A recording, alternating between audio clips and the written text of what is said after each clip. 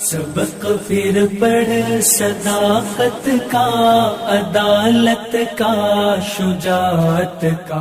एक अच्छा, आप जो है परसेंटेज बता रहे हैं कि इतने बाद में ही हुआ, लेकिन जो एक जंग की बात है वो हमेशा से कनेक्टेड रहा है। और आप देखें, हिंदुस्तान या फिर हिंदुओं ने जो है कहीं पे जाके आक्रमण नहीं किया और कहीं पे जाके गजवा नहीं किया, और मुसलमान ही जो है वो गजवा करने बाहर निकले और हिंदुस्तान तक पहुंचे।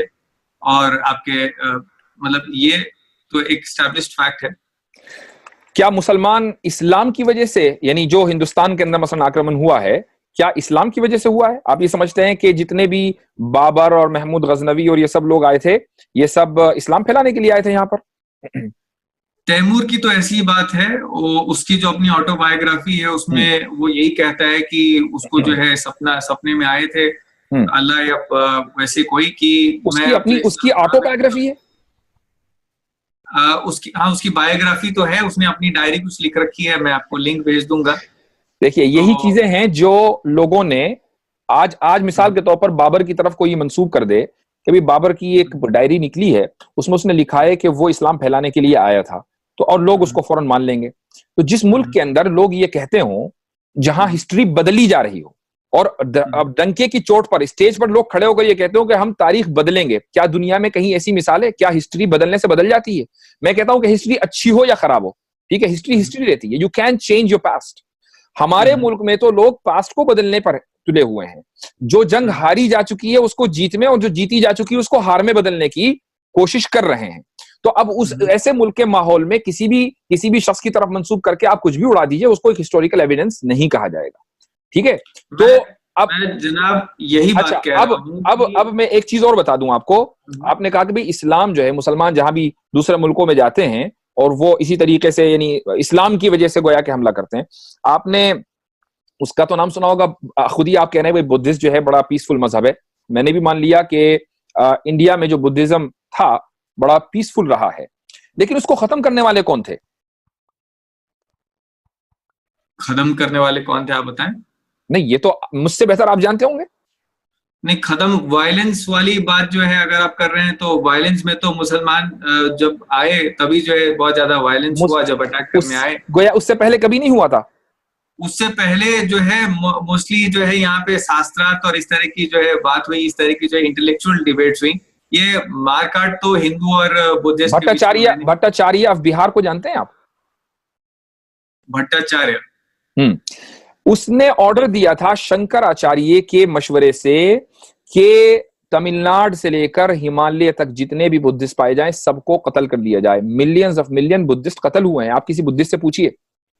मुझे नहीं पता कि आपका तो खैर कोई रिलीजन नहीं है, लेकिन अगर कभी किसी बुद्धिस्ट से बात की हो आपने, तो जरा उससे पूछिए कि भाई तुम लोग अपने ही मुल्क में, यानी जिस मुल्क का ये मजहब है, उसी मुल्क में माइनॉरिटी कैसे हो गए? ऐसी भी कोई मिसाल मिली है आपको कि एक मजहब जिस मुल्क के अंदर पनपा हो और बढ़ा हो और उसकी एक बड़ी तादाद उसको मानने वाली हो, वो आगे चलकर खुद ही माइनॉरिटी हो जाए? ये तो कहीं नहीं हुआ।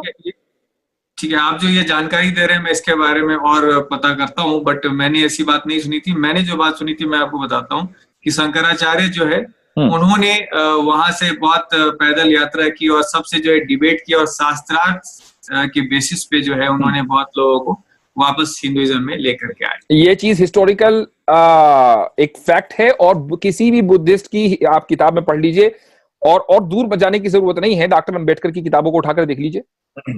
तो आप मतलब किस नंबर की बात करें कि कितने लोग थे और कितने लोग इस मिलियंस लोग मारे गए हैं। ठीक है, और चलिए अब बहुत दूर जाने की जरूरत नहीं है, अब हम मिसाल के तौर पर करीबी हिस्ट्री में आ जाते हैं। आपको जम्मू जेनोसाइड के बारे में मालूम है? जम्मू जेनोसाइड मैं तो यही जानता हूं कि हिंदुओं को जो है वहां से मार करके भगाया गया। तो फिर तो आज जम्मू के अंदर हिंदू माइनॉरिटी के अंदर होने चाहिए थे। हाँ, जम्मू एंड कश्मीर, तो जो कश्मीर वाला इलाका मैंने कश्मीर जेनोसाइड की बात नहीं की, मैंने जम्मू जेनोसाइड की बात की है। जम्मू में अगर हिंदुओं को मारकर भगाया जाता तो फिर तो जम्मू के अंदर हिंदू माइनॉरिटी में होते, वो मेजोरिटी में कहां को है? तो जम्मू जेनोसाइड जैसी बात तो मैंने नहीं सुनी है। वो इसलिए नहीं सुनी क्योंकि उसको बताया नहीं जाता।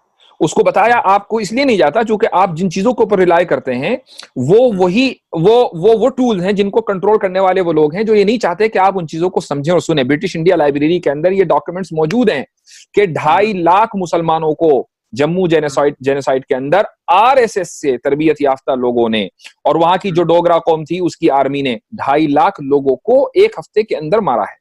ठीक है, तो इसका मतलब ये हुआ कि जो ज्यादतियां हुई हैं वो हर तरह के लोगों से हुई हैं, मुसलमानों की तरफ से भी, लेकिन मजहब के नाम पर मुसलमानों ने ज्यादती की हो, मजहब के नाम पर मारा हो, ऐसे लोगों ने अगर किया है तो हम उनको डिनाउंस कर चुके। मिसाल के तौर पर मैं एक मिसाल देता हूं, आईसिस है।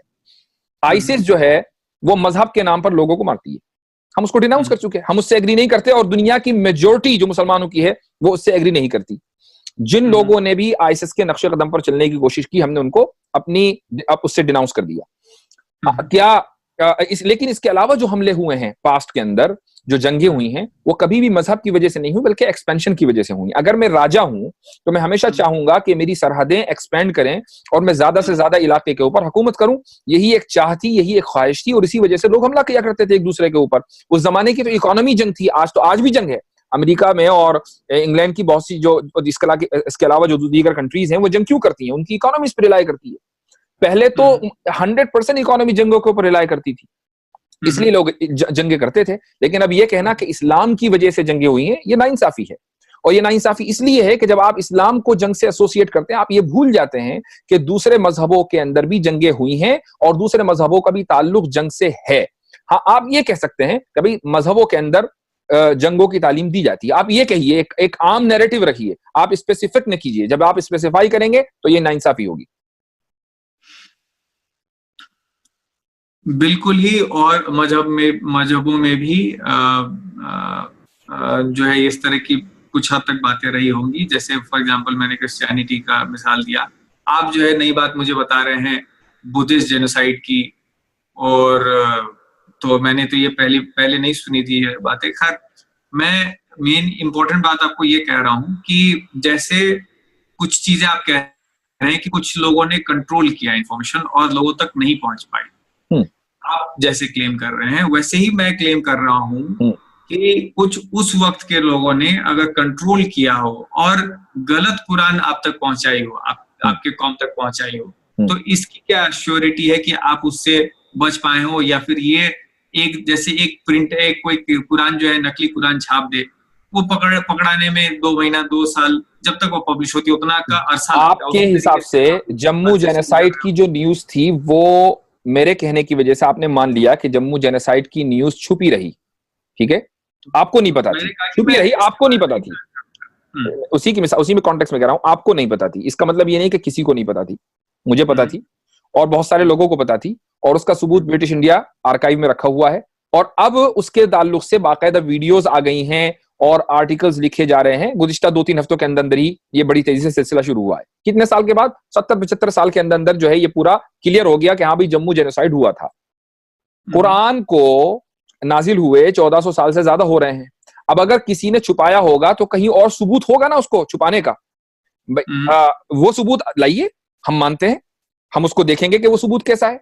आप एक तरफ दावा करते हैं कि कुरान के अंदर फैब्रिकेशन हुआ है, और जब हम ये कहते हैं दलील लाइए तो आप ये कहते हैं कि नहीं पॉसिबिलिटी है। पॉसिबिलिटी तो दलील नहीं होती ना। जब आप दावा करेंगे तो दावे के साथ दलील होनी चाहिए। वो दलील कहां है कुरान के फैब्रिकेशन की? तो देखिए, आप जब एक कोर्ट ऑफ लॉ में जाएंगे आप तो 2 पार्टीज होंगी, डिफेंडेंट और प्लेंटिफ, मुद्दई और मुद्दाले। तो दलील देने की जिम्मेदारी किसकी है? डिफेंडेंट की है। अच्छा, दलील जो प्लेंटिफ है सबूत भी उसको देने हैं, डिफेंडेंट को सबूत नहीं देने हैं, ठीक है? आपने हमें डिफेंडेंट बनाया है कि जी कुरान, हमारा दावा ये है कि कुरान के अंदर अल्टरेशन हुआ है, फैब्रिकेशन हुआ है, ठीक है? ये आपका दावा है, तो लाइए दलील, दिखाइए कौन सी आयत ऐड हुई है। सबक फिर पढ़ सदाकत का, अदालत का, शुजाअत का, लिया जाएगा तुझसे काम दुनिया की इमामत का। सबक फिर पढ़ सदाकत